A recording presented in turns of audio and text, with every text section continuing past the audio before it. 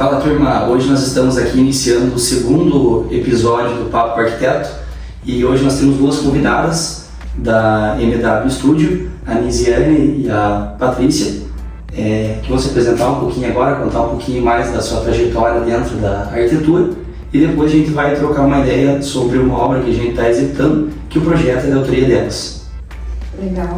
Então nós somos sócias da MW Studio, escritório que já tem 10 anos de atuação aqui em Ponta Grossa, e nós temos 12 anos de formada esse ano, formamos pela Federal do Paraná e atuamos juntas desde então. Nosso escritório atua em várias áreas, temos um carinho especial por algumas, em específico, que é onde a gente tem uma área de formação mais específica. No caso, eu, Patrícia, tenho especialização em arquitetura hospitalar e também em projetos e obras públicas. E a Nisiane tem pós-graduação em cenografia e figurinos e também doutorado na área de planejamento urbano. Então, são áreas um pouco diferentes que a gente acaba atuando também. Mas claro, que como escritório, nossa maior área de atuação, aí que nós temos projetos, é realmente projeto arquitetônico e projetos interiores também. E vocês começaram a sociedade que estudaram juntas, saíram formadas e resolveram montar o escritório? Colegas de faculdade, fomos comissão de formatura juntas e aí a gente identificou ali uma conexão, assim. Uma afinidade. E aí já tem a questão também que nós somos concunhadas, então, casamos com 2 irmãos. Nossa, e aí, é uma ligação bem intensa. Voltar para Ponta Grossa, de entender o nicho que tinha aqui, explorar isso juntas, fez todo sentido na época. Então, daí que nasceu o escritório, Que legal. Hoje somos uma equipe formada, além de nós duas, são outras 2 arquitetas, funcionárias nossas, então no total somos 13 pessoas, então é bastante gente agora na equipe, a gente acaba tendo bastante a função de criação e de gestão, mas muito da parte de detalhamento, toda a questão de acompanhamento de obra, algum acompanhamento mais específico, assim, de detalhe.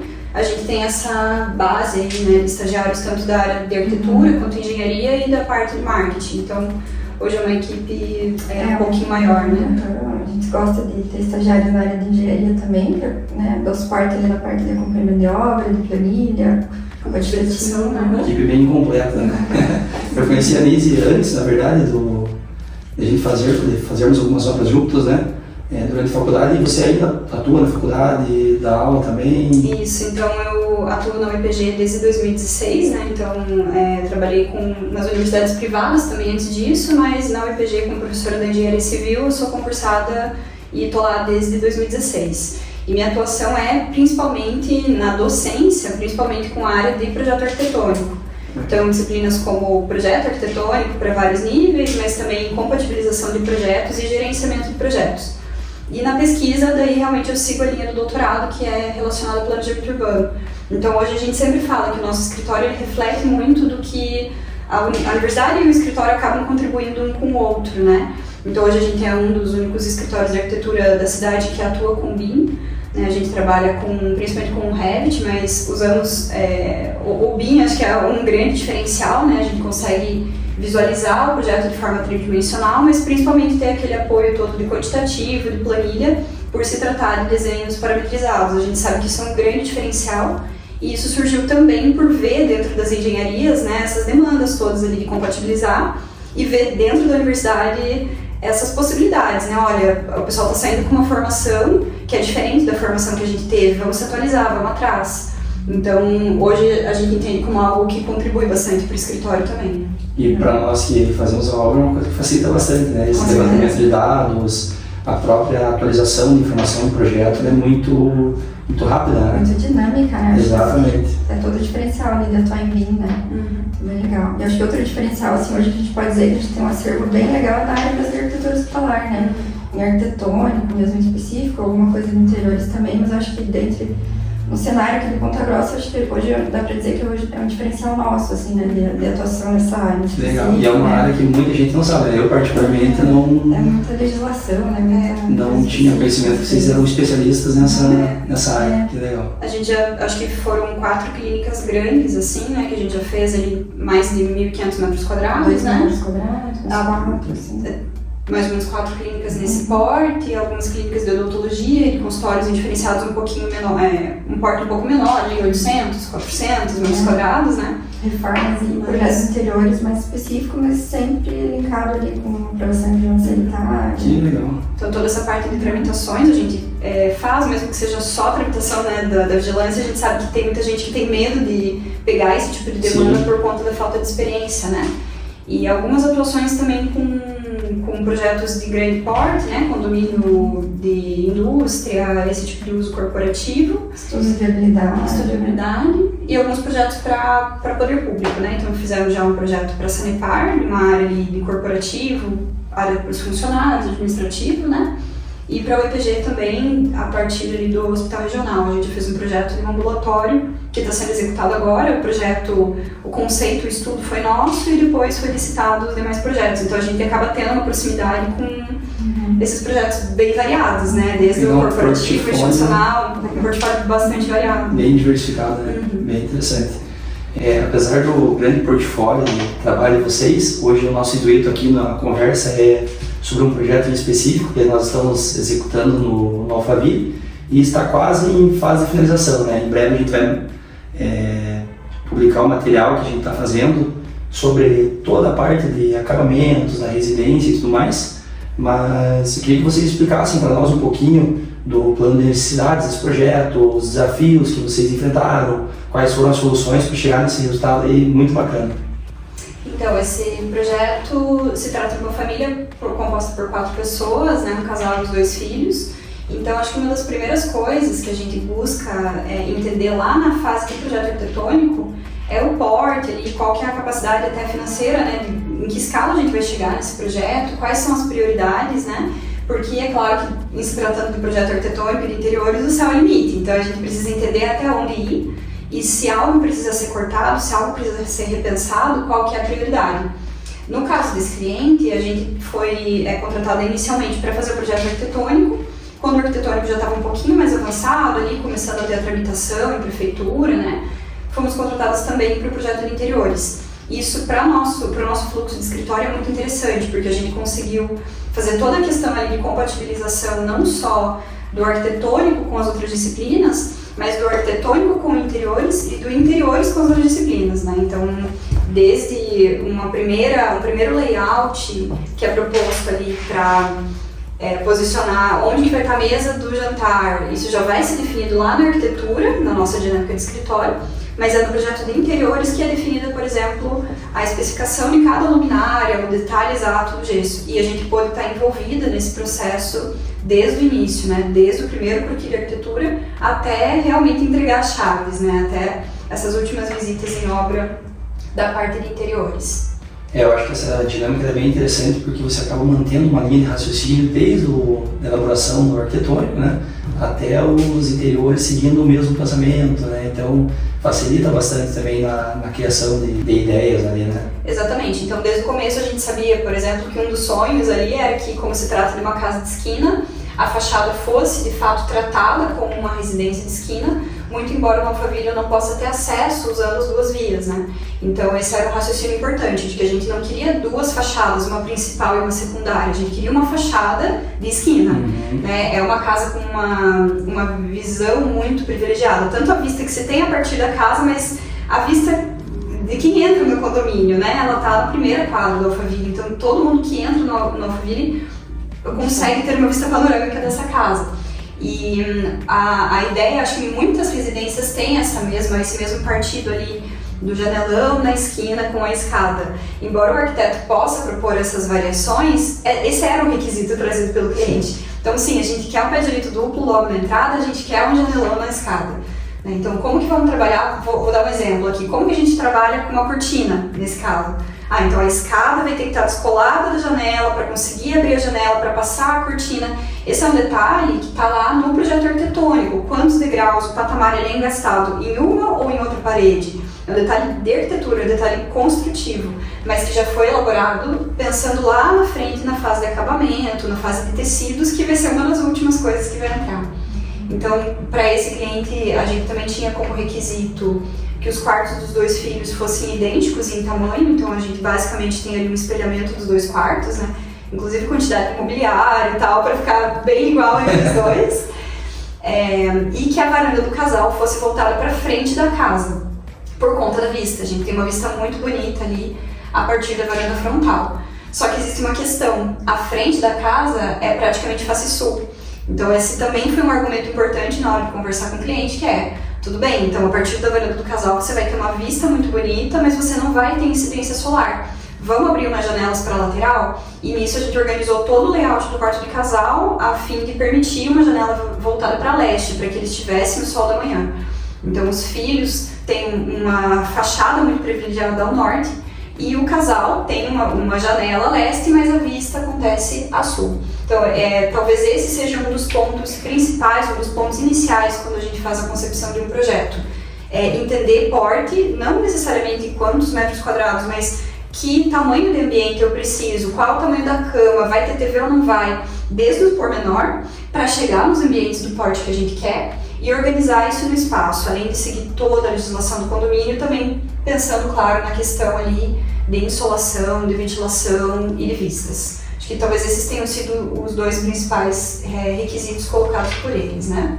É o famoso unir ali o estético ao funcional, né? Funcional. Acho que tem a questão da legislação do condomínio também e posicionamento de piscina, né? Escolha, eu lembro que nesse projeto em específico, né, foram feitos vários estudos de insolação, né, usando a tecnologia BIM, que é bem legal para isso, porque você consegue mostrar para o cliente ali, com uma insolação real, várias possibilidades. Eu lembro que a piscina foi, voltou, e aí foi se analisando, né, prós e contras para até decidir a posição ali, né. Então, nesse caso, o condomínio ele tem algumas exigências muito específicas, né, em relação ali, limite, de onde pode ser feito o corte, quantidade de permeabilidade, uma série de questões.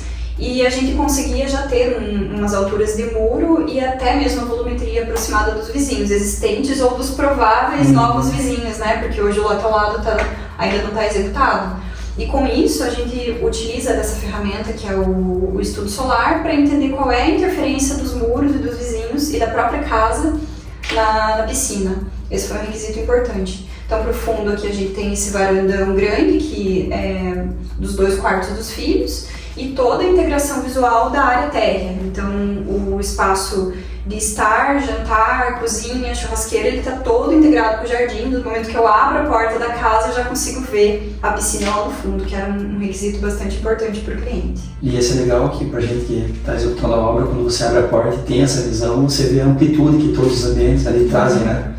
Bem legal essa sensação aí. Exatamente. Então, no caso desse cliente, a gente trabalhou tanto com arquitetônico quanto com projeto de interiores e a gente produz alguns materiais, né, entre eles um detalhamento, um caderno de detalhamento de interiores que fica presente na obra o tempo todo. Além das imagens e da parte mais estética, a gente sempre tem um referencial ali para quem está executando, né? Então, desde a planta técnica ali de localização até as imagens. E aí a gente consegue ver já alguns detalhes a respeito de cor de estofado, escolhas ali, né, cor de pedra e tudo mais, mas sempre relacionado aos desenhos técnicos, né, pontos, demandas de ponto elétrico, ponto de energia, ponto hidrossanitário. E, enfim, então temos aqui a conexão toda acontecendo desde a entrada com a área de pé direito duplo até a cozinha e jantar, e a churrasqueira está logo do lado externo da casa, coberto por uma varanda, mas todinho integrado, né? Então, abrindo essas grandes portas aqui de vidro que a gente consegue integrar tudo. Esse vão também era uma questão importante quando a gente fez o projeto arquitetônico, né? Porque nós temos uma noção bastante razoável dos sistemas estruturais e das instalações, até pelo nosso tempo de experiência e pela nossa preocupação. Isso é um foco muito grande dentro da MW Studio, né? A gente não propõe nada inexequível. Então, desde o início, a gente sempre conversou com os clientes, falando, olha, sabemos que temos uma parede importante, onde vai existir elemento estrutural, pode ser que surja um pilar, mas se ele for surgir, ele vai surgir nesse lugar que não vai atrapalhar essa grande esquadria. E no final das contas, os projetistas da estrutura também conseguiram encontrar soluções bastante interessantes. A gente tem algumas vigas bem altas, o desenho de forro foi feito para acompanhar essas vigas, mas a gente não tem nenhum pilar fora de paredes nessa área técnica integrada, né? Então isso também é algo bem importante desde o começo do projeto arquitetônico. Entender que vãos são realmente viáveis dentro do sistema construtivo escolhido. é a compatibilização de posição de paredes do pavimento superior com o pavimento inferior, tamanho de vão, altura de viga. Isso de fato é uma preocupação nossa desde o começo e que permitiu nesse projeto ter essa integração completa aí dos ambientes. E o que é bacana é olhar, por exemplo, aquela viga no meio da residência que era um pouco mais robusta, que ela foi usada também como um elemento para trazer um detalhe do forro, né? E ficou bem integrada, né? Exatamente. Exatamente, a gente tem entre aqui as áreas de jantar e de estar, a gente tem algumas situações com desnível que na verdade nada mais é do que uma viga aparente que a gente aproveitou para criar um cortineiro com iluminação e dessa forma não precisar baixar o fogo todo, né? Esse ponto em específico foi um que logo após a vinda da primeira proposta de estrutura nós mudamos um pouquinho para a direita da casa para ganhar um pouco mais em altura. Isso já interfere no número de degraus da escada, então todo esse toma lá da cara de compatibilização é uma coisa que a gente faz com bastante cuidado, né, para conseguir permitir depois o que acontece aqui, né, o aproveitamento de um pé direito mais alto na área de jantar, um pé direito um pouquinho mais baixo na área aqui da adega, da cristaleira, e aí a escada com o pé direito duplo lá na frente. Mas é uma solução bem interessante que acaba utilizando um detalhe aí que teoricamente seria problemático a favor da estética do forro, né? Bem legal. Então, nesse projeto em específico, né, fomos contratados inicialmente para desenvolver o projeto arquitetônico sem necessariamente ter certeza que a gente partiria depois para um projeto de interiores. Então, a gente pensa nisso no nosso processo de briefing, né? Então, o nosso briefing ele é cuidadosamente pensado para explorar, né, todas as questões ali do projeto mesmo. Às vezes o cliente tem algo um volume grande ali para guardar, né? Então, eu tenho, por exemplo, uma quantidade grande de livros, né? Embora não se trate ainda de projeto de interiores, com esse cliente a gente sabia que os dois precisavam de um espaço de home office razoável. Então, o projeto do escritório, o projeto arquitetônico do escritório já prevê, por exemplo, uma porta que permite a existência de um armário inteiro aqui nessa lateral, né? Talvez se a gente não se preocupasse com o layout, essa porta estivesse no canto e na hora de posicionar o armário ele não pudesse ser tão grande, né? Então, desde a parte das outras disciplinas ali, em relação com o projeto elétrico, hidrossanitário, gás, ar-condicionado, tudo isso tem que ser pensado desde o começo, né? Ainda que vá ser refinado depois. Uma das questões que a gente pode observar, assim, relacionando muito bem a questão desde o projeto arquitetônico e depois o interiores e a obra, por exemplo, a parte de esquadrias, né? Que quando a gente começa um projeto, o cliente ainda não optou entre PVC e alumínio, às vezes a cor da esquadria, uma medida exata que ainda vai ter ajuste.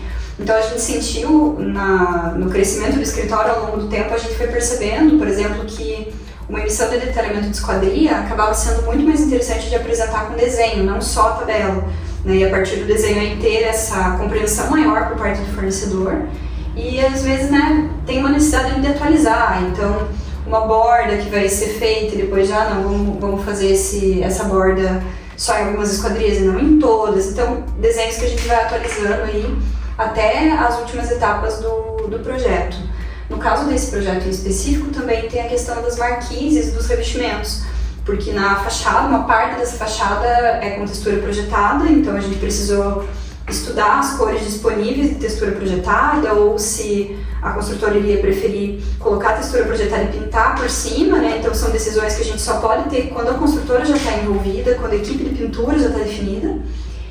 E temos também uma parte revestida com tijolinho, e esse tijolinho, no caso do projeto deles, é um tijolinho rústico com junta seca, mas com peças irregulares. Então é um grande desafio para o colocador, né? A linha de obra foi bastante caprichosa de entender o que eu vou alinhar com o que, como que eu compenso essas diferenças entre peças, e para isso a gente contou também com a consultoria do próprio fornecedor, né? Então de entender que tipos de impermeabilizações, que camadas têm que ser feitas antes da colocação de tijolinho, em que hora que entra o hidrofugante, como que eu trabalho com esse material antes ou depois da pintura, né? Então esse é um exemplo, um detalhe, né? Para o arquiteto poderia ser simplesmente jogar ali a textura do tijolinho e pronto, mas a gente não trabalha dessa forma, né? Desde a colocação do tijolinho interno, que está ali nos banheiros, quanto do tijolinho da fachada, nós nos preocupamos ali em conversar com o fornecedor, fazer o projeto de paginação desse revestimento e conversar com a construtora e até mesmo com o colocador do material diretamente.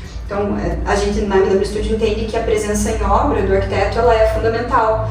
A gente tenta ter o detalhamento executivo, sempre, né, esse caso aqui é um detalhamento de interiores, sempre com as indicações para o eletricista, com as paginações indicadas para o colocador, com o projeto de marcenaria todo detalhado também para marceneiro, para o pessoal da marmoraria, mas às vezes nada é mais produtivo do que uma conversa cara a cara, né? Então a gente vai lá na obra, tira dúvida, rabisca em cima do caderno, pega o caderno que está lá, joga fora e leva um novo, né? Então sentimos ao longo do tempo essa necessidade também de produzir cada vez mais materiais, né? Mais desenhos, planilhas e tal, e que isso estivesse em mãos para quando a gente não está em obra.